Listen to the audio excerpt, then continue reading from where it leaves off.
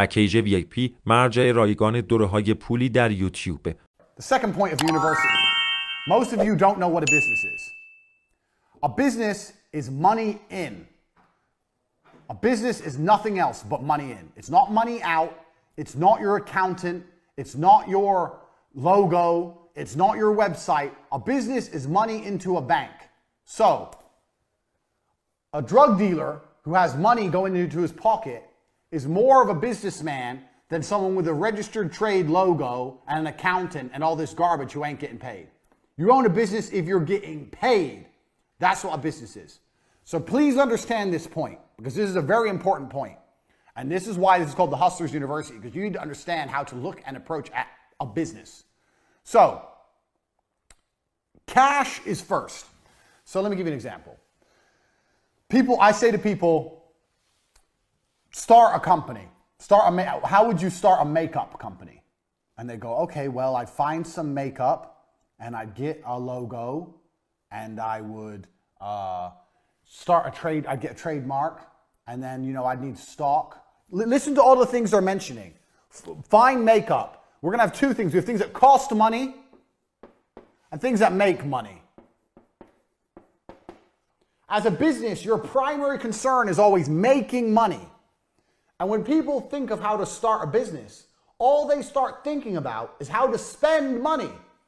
Oh, I need to find a makeup brand. I find some makeup and test it out and then get a logo and get some labels made and get a warehouse and get a website and spend. Where's the money in? Where's the money? This is a business. Where's the fucking money? You're talking about spending money. I'm talking about making money. So as a hustler, you always have to be about making money. Money in is a business, not money out. The amount of people I've spoke to said, I have a business. I go, what have you got? Oh, I've got this, and I've got a registered trademark, and I own this. And I know you've all watched Dragon's Den, and you think this shit's important with your registered trademark, and you own this, and you got the logo, and you got the labels, and you got the product, and you got blah, blah, blah. You're not making any money. No one's paying you. It's not a business if no one pays you. It's a business when people are paying you. Until then, it's circle jerk bullshit. It is much better to have this right and this wrong. Understand me. It's much better to have this right and this wrong than the other way around. That is extremely important for you to understand. If I had to start a makeup brand, I would do none of this. Zero. Do you know what I'd do?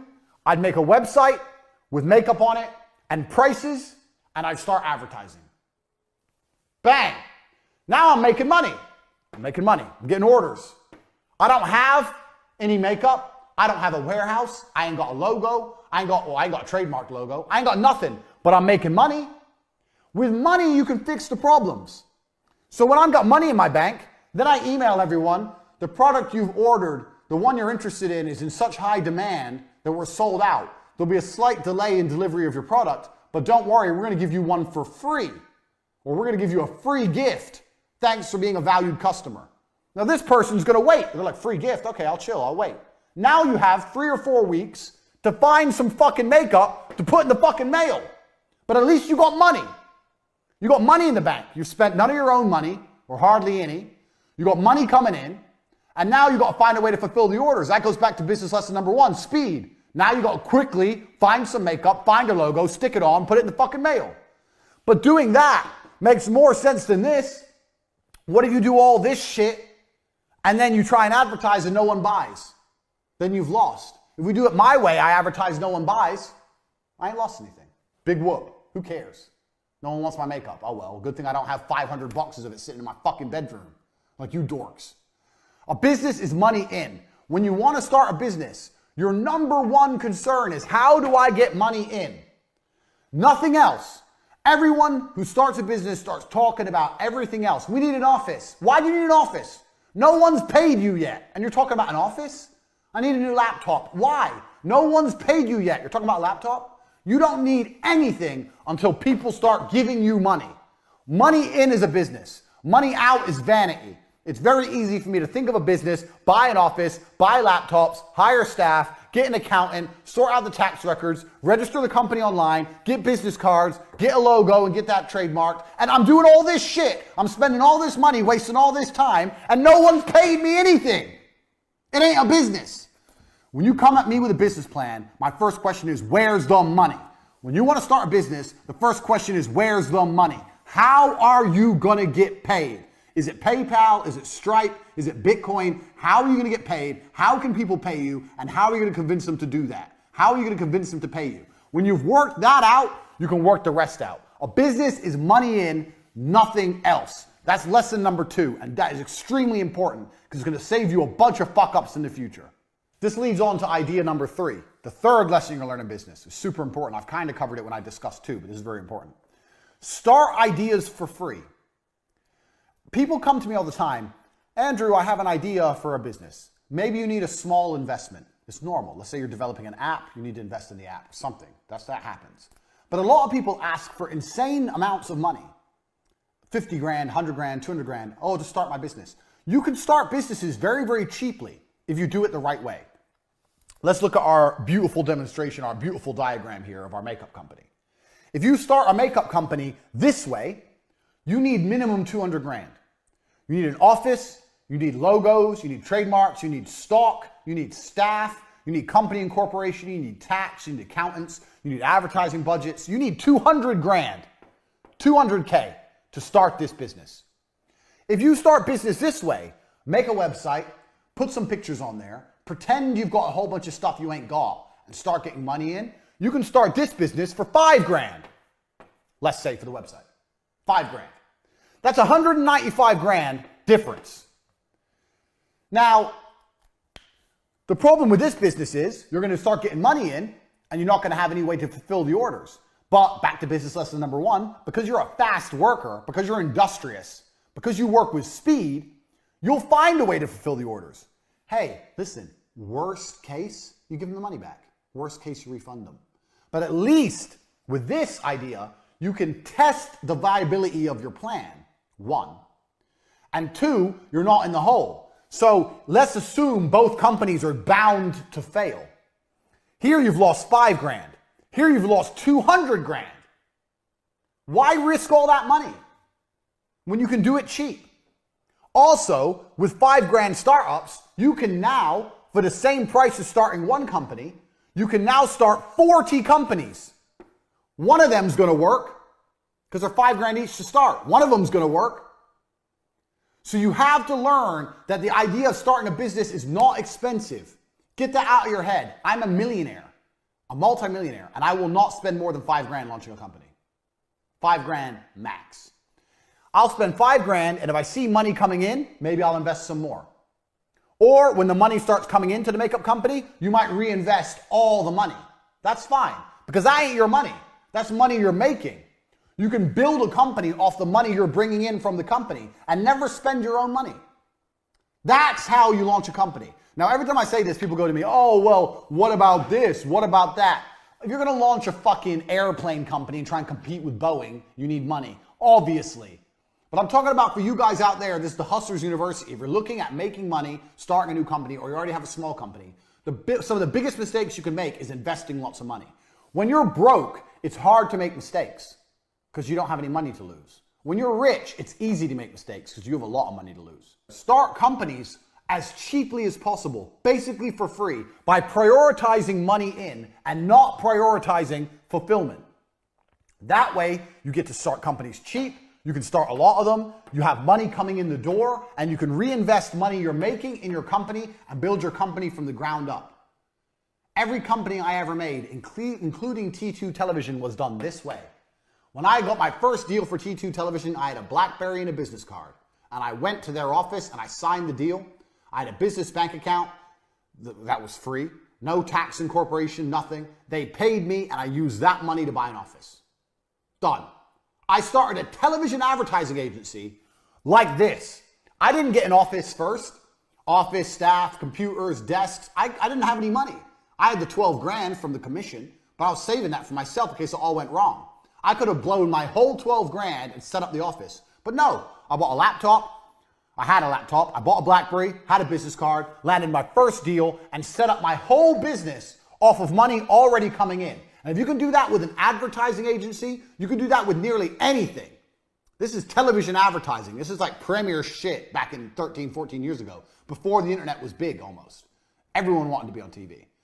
That's how you start companies. I started an advertising company with a fucking BlackBerry. This is how. This allows you to start more businesses and allows you to see what's viable and what's going to make money and what isn't without risk.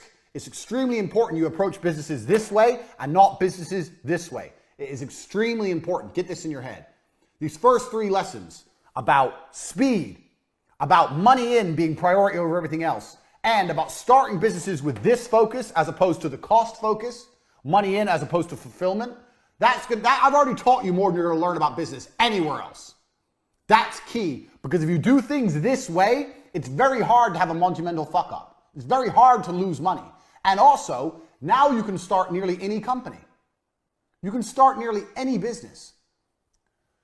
Give me a business. Name something completely random. A record label? A record label. You want to start a record label. So, record label, what do you have? You have, this is completely on the fly, record label. So, let me wipe my board. This is completely on the fly, unprompted. We're testing my business genius for the Hustlers University. Let me clear my beautiful diagram here. Right, so how does a record label make money? Make. We have make and we have costs. So a record label makes money by selling records, correct? I've never run a record label, so I might be wrong. So you have to sell records. Now, a record label is a digital product, so it's actually harder than makeup, because how can you sell records you don't have? So what I'd be looking to do first thing is test my distribution channels. So costs, you need to find records you can instantly supply, unlike a makeup company. So you need to find artists which are, I wouldn't say struggling, but there's certainly, you need to go out there and find some artists which don't want money up front.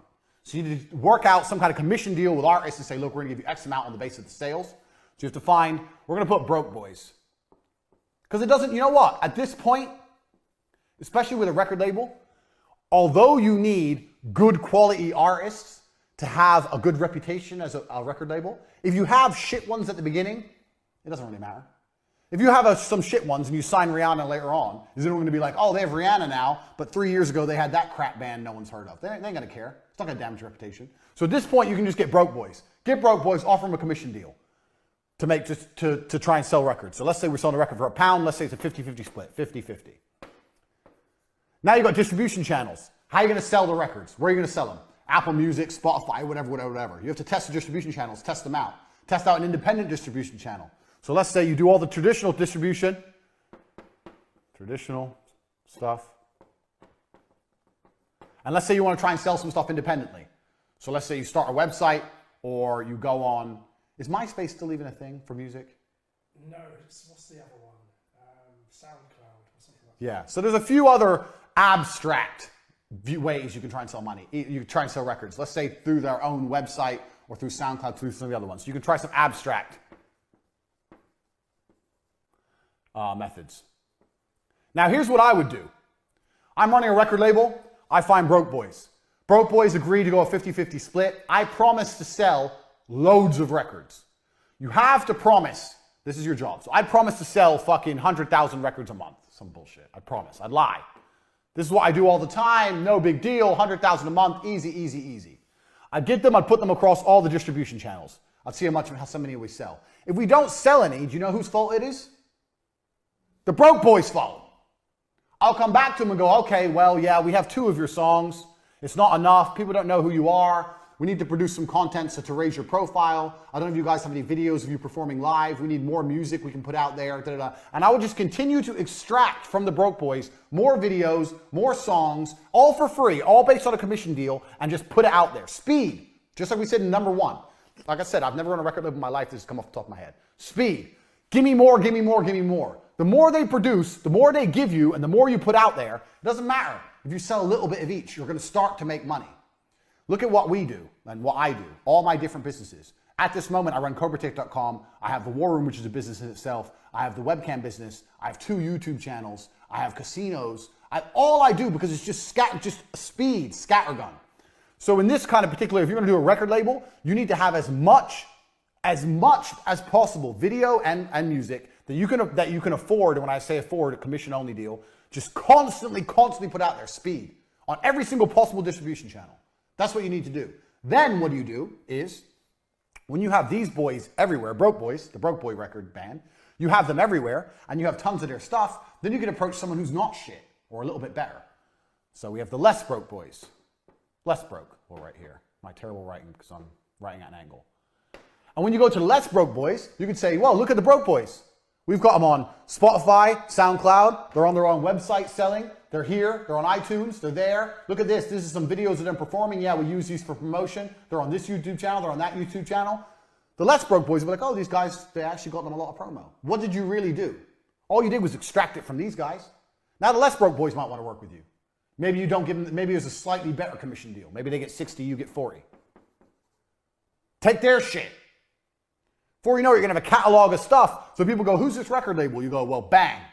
And you type any of those bands in, and they flood the internet with things.